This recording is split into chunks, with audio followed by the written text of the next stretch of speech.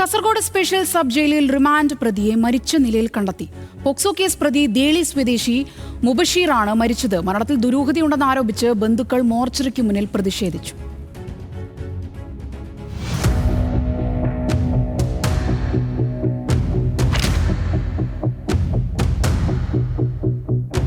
ബുധനാഴ്ച പുലർച്ചെയാണ് Kasaragod special sub ജയിലിൽ റിമാൻഡിലായിരുന്ന ദേളി സ്വദേശി മുബഷീറിനെ സെല്ലിനുള്ളിൽ അബോധാവസ്ഥയിൽ കണ്ടെത്തിയത്.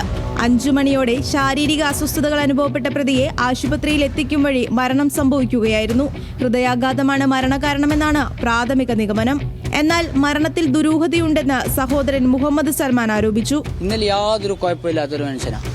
മരുന്ന് കുടിക്കുന്ന പോലില്ല. പോലീസുകാർ അടുക്കതിൻ്റെ ഉള്ളിൽ നിന്ന് ഇവിടെ ഹോസ്പിറ്റലിൽ ഇന്നലെ അടുക്ക കൊടുത്തിട്ട് മരുന്ന് വാങ്ങിക്കൊടുത്തിട്ടുണ്ടല്ലോ.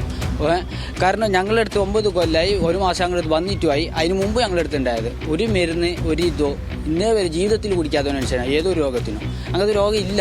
സഹതടവുകാരും ഉദ്യോഗസ്ഥരും മർദ്ദിക്കുന്നതായി മുബഷീർ ബന്ധുക്കളോട് പറഞ്ഞിരുന്നു. കഴിഞ്ഞ ദിവസം ജയിലിൽ കാണാൻ വേണ്ടിയിട്ട് മാതാവും സഹോദരന്മാരും പോയതാണ്.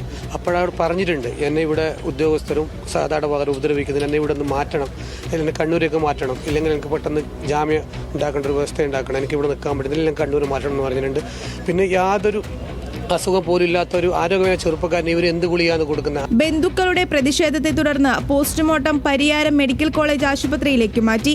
2016 രജിസ്റ്റർ ചെയ്ത പോക്സോ കേസിൽ പ്രതിയാണ് മുബഷീർ. കേസിന് പുറകെ വിദേശത്തേക്ക് കടന്ന പ്രതി 2 മാസം മുമ്പാണ് നാട്ടിലെത്തിയത്. 3 ആഴ്ച മുമ്പ് പോലീസ് ഇയാളെ പിടികൂടുകയായിരുന്നു.